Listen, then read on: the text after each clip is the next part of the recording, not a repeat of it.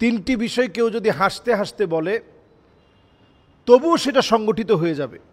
আমরা বর্তমান সময়ে নাটক, সিনেমা সবগুলোতে আমরা হাসতে হাসতে বিয়ের কথা বলি। নবী সাল্লাল্লাহু আলাইহি সাল্লাম সতর্ক করেছেন, সালাসুন জিদ্দুহুন্না জিদ্দুন ওয়া হাজলুহুন্না জিদ্দুন। নবী সাল্লাল্লাহু আলাইহি সাল্লাম পরিষ্কারভাবে বলেছেন, তিনটা বিষয় হাসতে হাসতে বললেও এটা সংগঠিত হবে। এর মধ্যে এক নাম্বার হচ্ছে তলাক।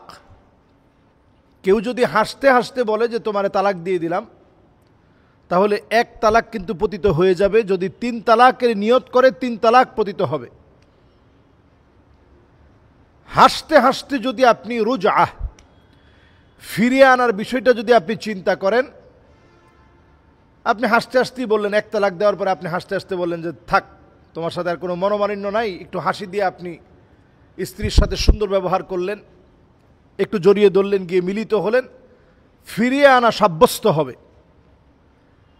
তৃতীয় নম্বরে যদি কেউ বিবাহের ক্ষেত্রে হাসতে হাসতেও সাক্ষী ঠিক থাকে এবং সে যদি নিজে বলে যে আমি তোমারে বিয়ে করলাম, মেয়েও যদি এটা মেনে নেয়, তাহলে বিবাহও কিন্তু সংগঠিত হয়ে যাবে।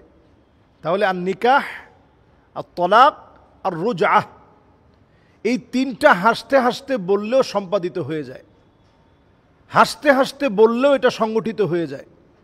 আমাদের দেশে যে সমস্ত নাটক হয়, এই নাটকের ভিতরে যে কয়বার আপনি বিবাহ করছেন, বিবাহ কিন্তু সংগঠিত হচ্ছে।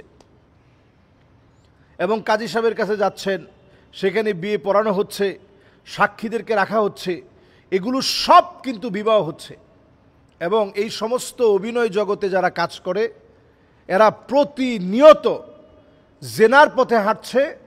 কারণ এখানে বিবাহ হয়েছে, হয়তো সারাসারি হয়নি, এমন হতে পারে তার আরেক জায়গায় স্বামী আছে, এরপরে এখানে নাটকের কারণে সেখানে বিবাহ করছে।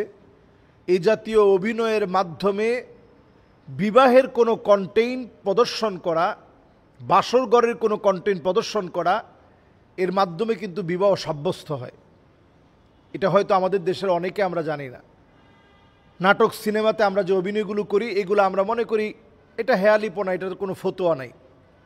কিন্তু খুবই সাবধানতার একটি বিষয়, বিবাহ, তালাক এবং ফিরিয়ে আনা, এই তিন ব্যাপারে যদি আমরা সজাগ না থাকি, এই সমাজ কুলুষিত হবে, অন্ধকার হবে, অপসংস্কৃতি, ইসলামের চর্চা মানুষ ভুলে যাবে। আমরা এখন কথায় কথায় মানুষকে কথা বলতে, আচ্ছা ঠিক আছে তোরে বিয়ে করবো, অসুবিধা কি, এই জাতীয় কথা আমরা হাসতে হাসতে বলবো না। সাংসারিক জীবনে অনেক সময় আমরা বলি, আচ্ছা ঠিক আছে তোরে তালাক দিয়ে দিব নে। যদিও আমি ভবিষ্যতের শব্দ ব্যবহার করেছি, শুধু যদি আপনি বলে ফেলেন যে আচ্ছা ঠিক আছে তালাক দিয়ে দিলাম, হাসতে হাসতেই বললেন, তালাক কিন্তু পতিত হয়ে যাবে। এজন্য আমরা এই বিষয়গুলোতে অত্যন্ত সতর্ক থাকি। আল্লাহ রাব্বুল আলামিনের কাছে ফিতনা ফাসাদের এই সময়ে এই জাতীয় কর্মকাণ্ড, এই জাতীয় কন্টেইন, এগুলোর ক্ষেত্রে আমরা সজাগ হওয়ার চেষ্টা করি, ইসলামকে আমরা জেনে মেনে আমল করার চেষ্টা করি। আসসালামু আলাইকুম রহমতুল্লাহি ওয়া বারাকাতুহু। আমরা আমাদের সন্তানদের কল্যাণকামী পিতামাতা হিসেবে আমরা চাই যে আমাদের সন্তানরা মেধাবী হোক, সন্তানদের প্রতিভার বিকাশ ঘটুক। আমরা প্রত্যেকেই চাই আমাদের সন্তানেরা অনেক বড় হবে, অনেক মানুষের মতো মানুষ হবে। এক কথায় আমাদের সন্তানদেরকে মানুষের মতো মানুষ হওয়া, এই স্বপ্ন আমাদের প্রত্যেকের আছে। কিন্তু নবী আলাইহিস সালাতু ওয়াস সালাম যেভাবে আমাদেরকে দোয়া করতে শিখিয়েছেন, কোরআনুল কারীম আল্লাহ তাআলা যে দোয়া শিখিয়েছেন আমরা অনেকেই জানি না।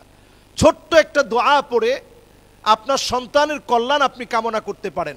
আপনি দোয়া করেন, রব্বানা আতিনা ফিদ দুনিয়া হাসানা ওয়া ফিল আখিরাতি হাসানা ওয়া কিনা আযাবান নার। এই দোয়া আপনি আপনার নিজের জন্য করেন, আর সন্তানদের জন্য আপনি শ্রেষ্ঠ যে দোয়াটা করবেন সেই দোয়াটা হচ্ছে কুররাতা আয়ুনি ওয়াজআলনা লিল মুত্তাকিনা ইমামা রব্বানা হাব লানা মিন আজওয়াজিনা ওয়া যুররিয়াতিনা কুররাতা আয়ুনি ওয়াজআলনা লিল মুত্তাকিনা ইমামা। আল্লাহ তাআলা আমার এই সন্তানকে চক্ষু শীতলকারী সন্তান বানিয়ে দেন। এই দোয়াটা আমরা আমাদের সন্তানদের জন্য করতে থাকি। অবশ্যই ইনশাআল্লাহ আমাদের সন্তানরা মানুষের মতো মানুষ হবে, আমাদের চক্ষু শীতলকারী হবে। ভুলেও আমরা একটা ভুল কাজ করব না, সেটি হচ্ছে রাগের মাথায় সন্তানদেরকে অভিসম্পাত করব না, অভিশাপ দেব না, তাদের জন্য বদদোয়া করব না। রাগের মাথায় সন্তানদেরকে আপনি দোয়া করে ফেলেন, প্রচণ্ড রেগে গেছেন, সে অবস্থায় আপনি দোয়া করেন যে আল্লাহ আমার এই সন্তানটাকে আপনি জগৎ বিখ্যাত বানিয়ে দিন, হতে পারে ওই সময়ের দোয়াটা আল্লাহর কাছে কবুল হয়ে যাবে। প্রচণ্ড রেগে গিয়ে পিতামাতার কাছ থেকে বদদোয়া নেওয়ার মতো ভুল করবেন না। যাদের মোটামুটি বুঝ চলে আসছে, ইয়ং জেনারেশন, যখনই পিতামাতা প্রচণ্ড রেগে গিয়েছে তখন তাদের কাছে ক্ষমা চেয়ে নেন। এই সময়ের একটা মুহূর্তের বদদোয়া আপনার জীবনের অনেক বড় ক্ষতি বয়ে আনতে পারে।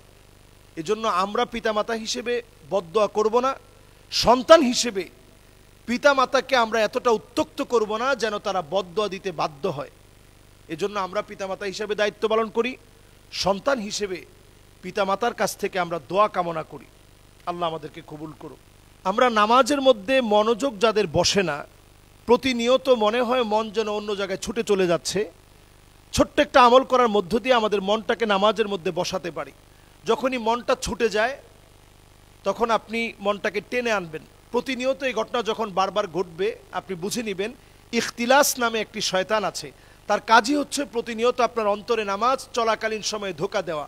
ইখতালিসুহুল ইনসান ফিস সলা, নামাজের ভিতরে নামাজ চলাকালীন সময়ে ধোঁকা দেওয়া তার কাজ।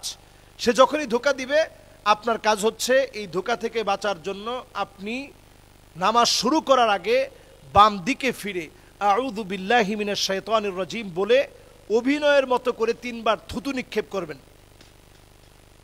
এইভাবে 3 বার থুতু নিক্ষেপ করে আউযু বিল্লাহি মিনাশ শাইতানির রাজিম বলে এরপরে আপনি আল্লাহু আকবার নামাজ শুরু করবেন। ইনশাআল্লাহ শয়তানের ওয়াসওয়াসা থেকে আল্লাহ তাআলা আপনাকে হেফাজত করবে। অনেকেই মনে করেন যে ওয়াসওয়াসা নামক যে রোগটি এটি আপনাকে পেয়ে বসেছে। অজু করতে গিয়ে বারবার অনেক পানি লাগছে, গোসল করতে গিয়ে আধা ঘন্টার উপরে সময় আপনার ব্যয় হয়ে যাচ্ছে। বাঁচার উপায় কি? বাঁচার উপায় একটাই, আপনি যখন অজু করতে নেবেন নবী সাল্লাল্লাহু আলাইহি সাল্লামের শিখানো অজুর মতো করে আপনি অজু করবেন। আপনি মনে করবেন যে আমার রাসূল 1 মুদ পানি দিয়ে অজু করেছেন। 1 মুদ মানে 1 মুষ্টি, মানে ঠিক এতটুক পানি। আরবের হাতটা আরেকটু বড় ছিল। এই 1 মুদ পানি দিয়ে রাসূল অজু করেছেন, মানে আপনি 1 লিটার ধরতে পারেন। 4 মুদ পানি দিয়ে রাসূল গোসল সেরেছেন, 4 লিটার ধরতে পারেন। তার মানে খুব বেশি পানি দিয়ে 5 লিটার, অথবা আপনি আরেকটু বেশি যদি মনে চায় 10 লিটার পানি, এর চাইতে বেশি পানি দিয়ে আপনি গোসল করবেন না। 1 লিটার 2 লিটার পানির বেশি আপনি অজুতে ব্যবহার করবেন না, খবরদার।